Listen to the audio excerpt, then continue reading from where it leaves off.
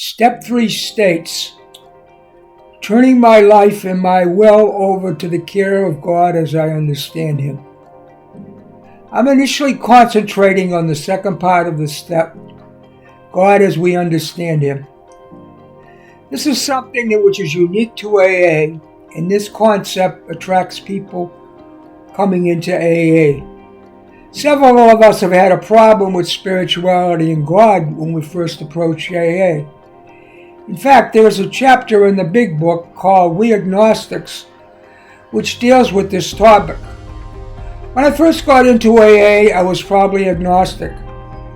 Bill Wilson, one of the founders of AA, had a problem with the concept of God. Bill is having a conversation with his friend Ebby Thatcher about staying sober.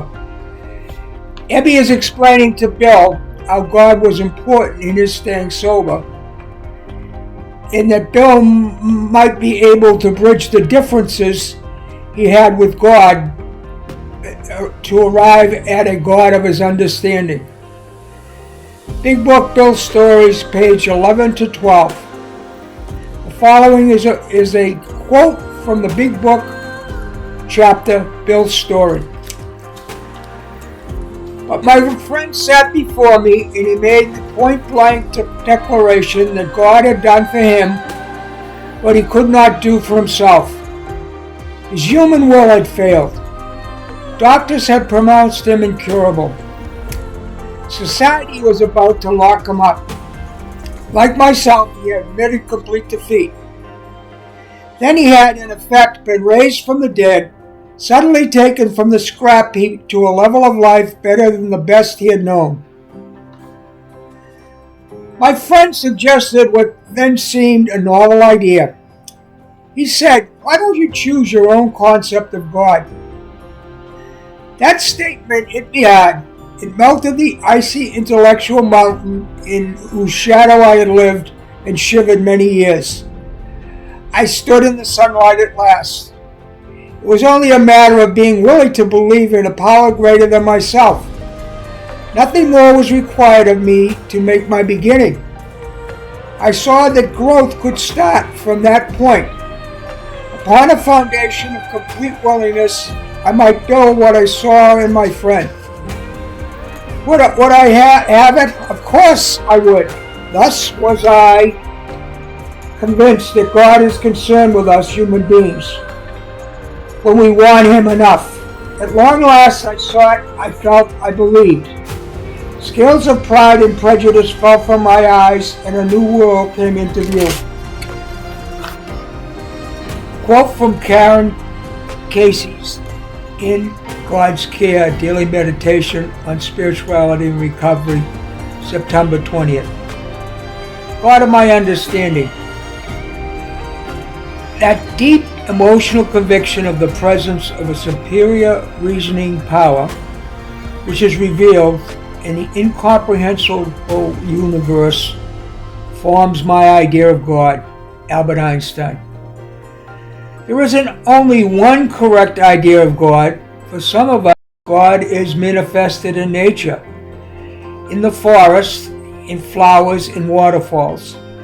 Others may see gods in people's faces, the wisdom and the endurance of the very old, the innocence and wonder in the very young. The mystery of the planets and their oddly rotation around the sun, that the sun rises and sets without fail, provide for many of us awesome reminders that someone or something is in charge. The beauties of this concept is that they are all true. God is big enough to encompass what any of us conceive God to be. It is not important to have an exact understanding of God. It is only important to believe. With belief, we can begin to know freedom from worry and have the courage to take whatever actions are right for us now. Permission for our own belief in God is one of the gifts of our 12-step program. Today will flow with ease if I let the God of my understanding in. First part of step 3. Turn my life and will over to the care of God as I understand Him. Breathing Underwater, page 17. Ask and it will be given to you. Search and you will find. Knock and the door will open to you. For the one who asks always receives. The one who searches always finds. The one who knocks will always have the door open. Matthew 7, page 7 to 8. Our country is very divided right now. There's a lot of hate and prejudice. But when trouble comes like the pandemic or the attack on 9/11, we are not red states or blue states. We are the United States. I've been trying to look for things that I have in common with my neighbor, not our differences. In AA, we refer to this as identifying, not comparing. I try to help people and not hurt them. I read the 11th step every morning, and love is mentioned twice in that prayer. In the first half, where there is hatred, let me sow love. In the second part, may I not so much seek to be loved as to love.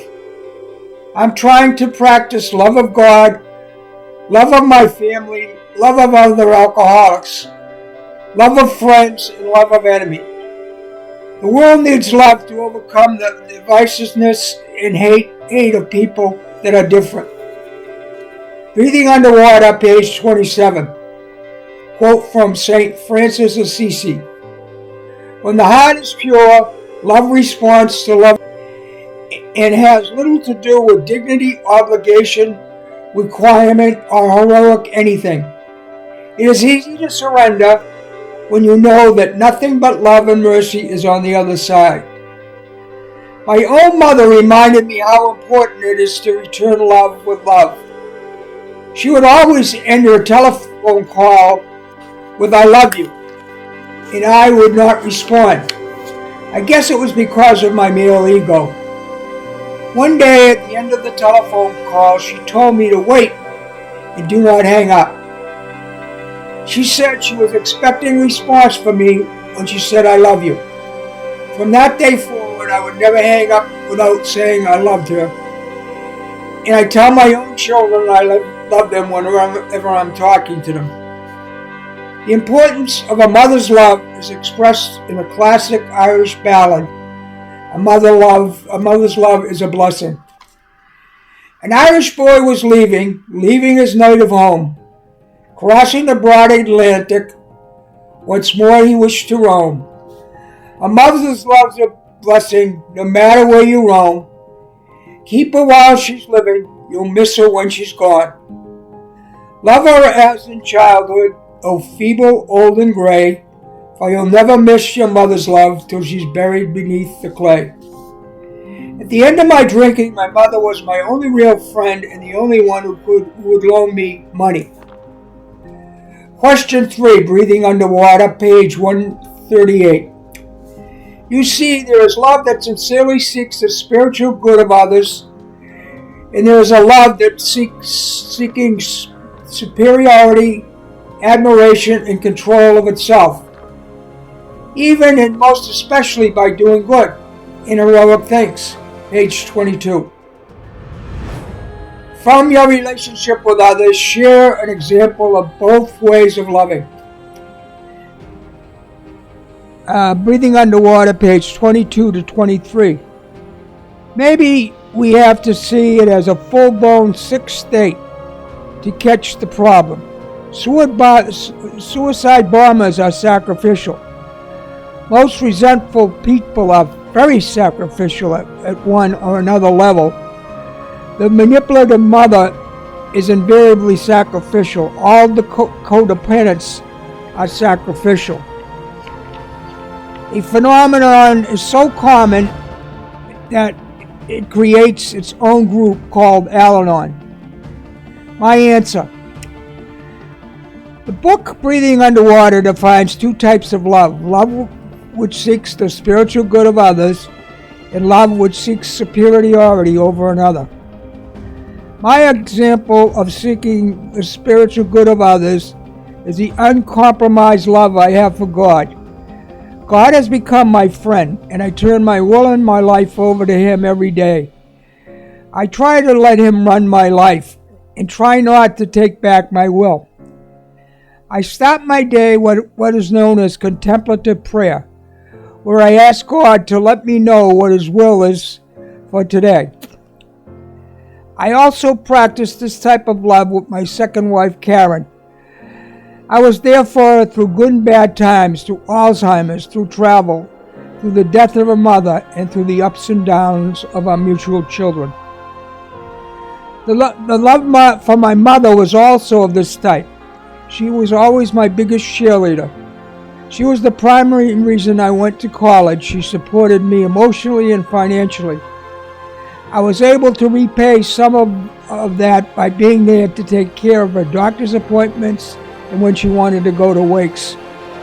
I also took care of her under hospice so she could go home and get out of the nursing home, which she hated. My example of the superiority and codependency type of love was probably my relationship with my first wife, Jean. We met at a lounge in Falmouth called the Century Club, and we were drinking buddies for several years. We had 3 children, and the last child was born with a lot of birth defects. He eventually died, and it was a huge loss to my wife. She had spent time in the hospital learning how to take care of Stephen, and she was the primary caregiver when he came home. He required quite a bit of specialized care. When Stephen died, we started to grow further and further apart, to the point of having separate bedrooms. I buried myself in drinking and working. I did not provide much support to my wife's grieving, and eventually our marriage ended in divorce after 31 years. My father loved me, but I do not remember him saying that to me. He was a man who was of few words, but he worked hard and long hours. On weekends, he would take the family for long rides. I worked with him in his gas station for a couple of years and developed a closer relationship with him. He died in 1963 of a heart attack at age 49, and there was a lot of things I wanted to talk to him about. Songs and music have always made me feel good, so I'd like to share the lyrics of the song, "What the World Needs Now is Love." To quote the lyrics from a classic, "What the world needs now is love, sweet love. It's the only thing that there's just too little of. What the world needs now is love, sweet love. No, not just for some, but for everyone." Breathing Underwater, question 1, page 138 and 118. Surrender will always feel like dying, yet it is a necessary path to liberation. What kind of death in your life would bring liberation to you? Page 18. But surely step 3 on acceptance and surrender is quite succinct, and it tells and cuts to the chase. It gives new meaning to the word mercy killing. Surrender will always feel like dying, and yet it is the necessary path to liberation. My answer: I had to mercy kill that personality which was self-centered and sarcastic by working the steps. I did a 4th and 5th step and defined my character defects. In step 6, I listed these character defects and decided that the 2 most prominent being self-will and sarcasm. I asked for them to be removed in step 7. As a result, I am trying to develop a more pleasing personality. One of the things that I've tried to do is to rid myself and put to death self-centeredness and sarcastic humor. I'm trying to live my life by the golden rule, which states, "Do unto others as you would have them do unto you." I try to project love and not sarcasm. I only offer advice if it is wanted and asked for. I constantly extend my hand to newcomers, and I have sponsored a number of people. I'm trying my best to project love. How do I start my day? I talk to God in contemplative prayer. I tell Him I love Him, thank Him for waking me up sober, and ask Him for a positive attitude and an attitude of gratitude. I ask Him what His will is for me, and I ask Him to purge my mind of negative thoughts and fill my mind with His thoughts of love.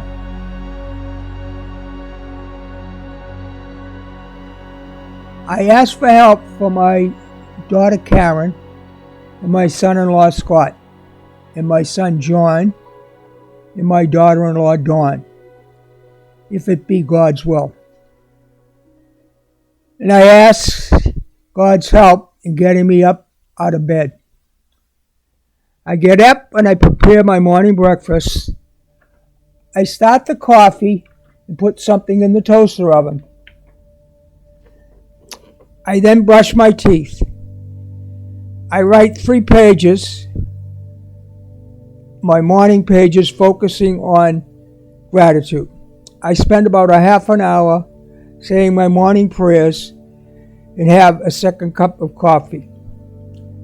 The prayers said, prayers for step 3, 7, and 11, the extended serenity prayer, the acceptance prayer, and Mother Teresa's do it anyway, in the Thomas Merton prayer.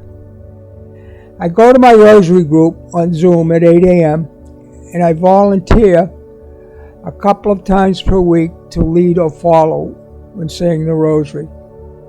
After I say the rosary, I try to remember to do a morning meditation. Then I find if I listen to country and western gospel music that it will usually calm me down and give me some ambition. God, as I understand Him, higher power. Be still and know that I am God.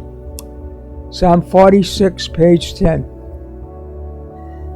The Catholic version meaning of be still and know that I am God in Psalm 46, page 10. Psalm 46 is a beloved message in which the psalmist declared that no matter what was happening around him, God was his refuge and strength. Safe in the assurance that He is God, we can wait on Him even amidst chaos.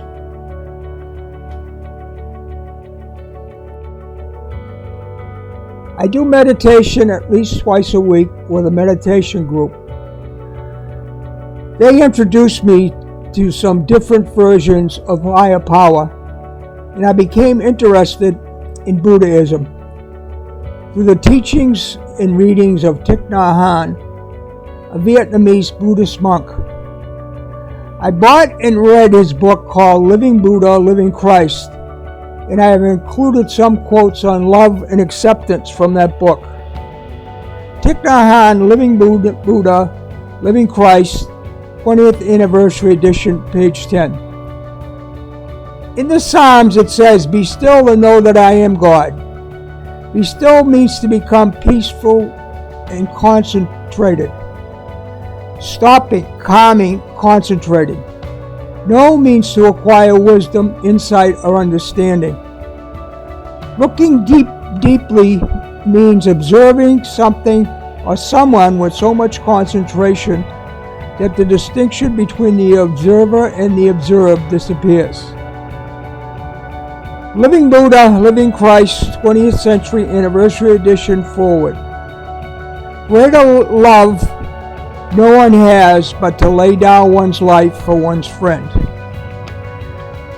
Living Buddha, Living Christ, 20th Anniversary Edition, page 11. We have different roots, traditions, and ways of seeing, but we share the common qualities of love, understanding, and acceptance. For our dialogue to be open, we need to open our hearts and set aside our prejudice, listen deeply, and represent truthfully what we know and understand. To do this, we need a certain amount of faith. Living Buddha, Living Christ, 20th Century Edition, page 40. Buddhists regard the Buddha as a teacher and a brother, not as a god. We are all of the Dharma brothers and sisters of Buddha. Living Buddha, Living Christ, 20th Century Edition, page 41. Without understanding, there cannot be true love. And without love, there cannot be true understanding. Artist's Way. I took a course called The Artist's Way at Glastonbury Abbey. The textbook for that class had the same name. It introduced me to a concept called morning pages. This involves journaling 3 pages each morning of your stream of consciousness before you do anything else. I have been practicing this as part of my morning routine for the last 2 years. As a result of taking that course, I received an email about courses and talks that were going on at the Abbey, including a series known as Listening to Other Voices. I became interested in this course and signed up for a few of the sessions. This is a reprint from the Glastonbury Abbey webpage. Listening to Other Voices is now in its 26th season, sharing the particular insights of various faith traditions. The speakers will address how their own faith addresses this question. All presentation will take place at the Moorcombe Center on Glastonbury Abbey campus at 7:15 p.m. While we do offer all presentations virtually, we urge in-person attendance to enjoy the full experience of each speaker. I listened to a Muslim imam, a lady rabbi, a Protestant lady minister, and a Sikh, Shimranjit Singh, who is the executive director of the Aspen Institute Religion and Society program and a visiting professor of history and religion at Union Theological Seminary. I bought his book, The Light We Give, and have included quotes on love from that book. He experienced a great deal of prejudice after 9/11 because their males wore turbans, but his neighbors and friends stood by them. Quotes on love from The Light We Give, page 7. What does it look like to truly love your neighbor, including those who don't love us back? How do we prepare ourselves to fight hate with love, even when the hate threatens to harm us and our loved ones? Sikh teaches us to do what we can in the world that we know, that by dwelling in the here and now, we can achieve joy and love and enlightenment. Page 63. Loving our neighbors unconditionally is one of those aphorisms that's far easier to say out loud than it is to embody. Yet we must learn to do that because hate and anger swirl all around us every day, affecting our politics, our workplace, our relationships, and even our inner selves. Everyone we know is affected. Everyone we know is infected. Page 67. Striving every day to live a life of love and service will ultimately make us kinder, calmer, and happier. Page 184. Put simply, love is without ego. We know this through our relationships. The closer we are to someone, the better it feels to give than receive. This is because when we truly care for someone, we want nothing more than for them to be happy. Human beings are born without hate or prejudice. They learn these character defects from adults. The innocence of the children is echoed in a quote from the Bible, Matthew 18:1-5, which reads, Jesus called for a child to come over and stand near him. Then he said, I promise you this. If you do not change and become like a child, you will never get into the kingdom of heaven. But if you are as humble as this child, you are the greatest in the kingdom of heaven. I see all kinds of examples of that at the Y and at the playground next to my condo. Little children of all races getting along and playing with each other. I really saw a beautiful scene at the Y. A young boy tying the shoes of his younger sister so she would not trip and fall. Another example of the innocence of children. This is a post from the internet. At a grocery store, my daughter yelled at me, "Look, Dad, I have a twin."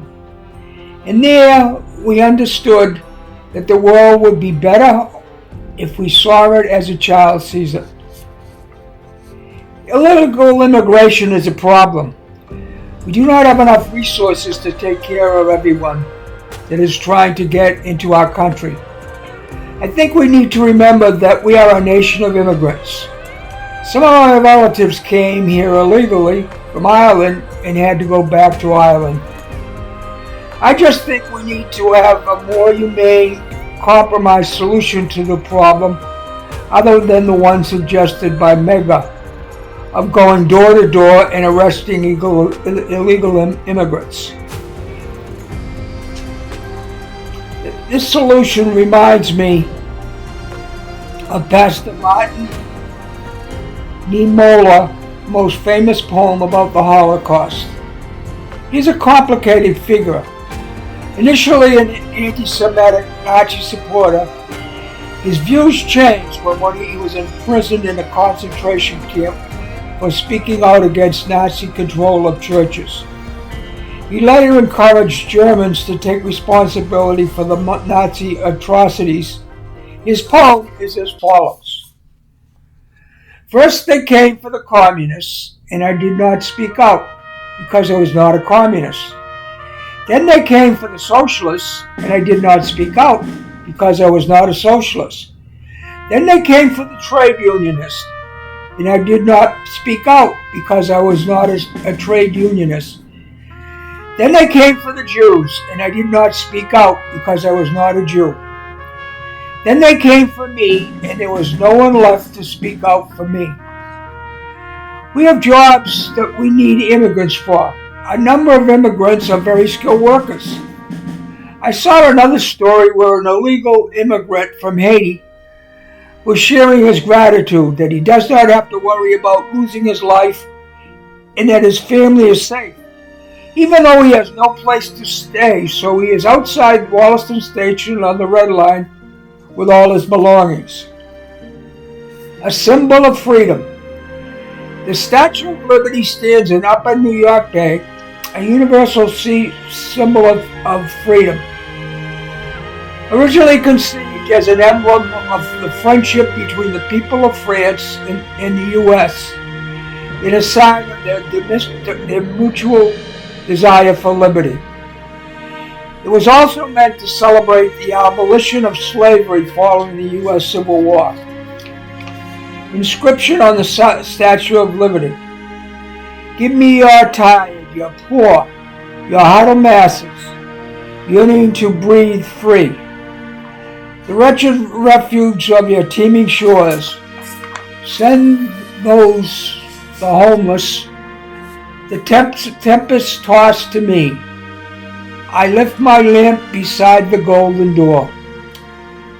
Aristotle defined kindness as a helpfulness towards someone in need, not in return for anything, not for advantage of the helper himself, but for that of the person helped. Kind people think about the needs and feelings of other people and then act to help people. Kind people are selfless.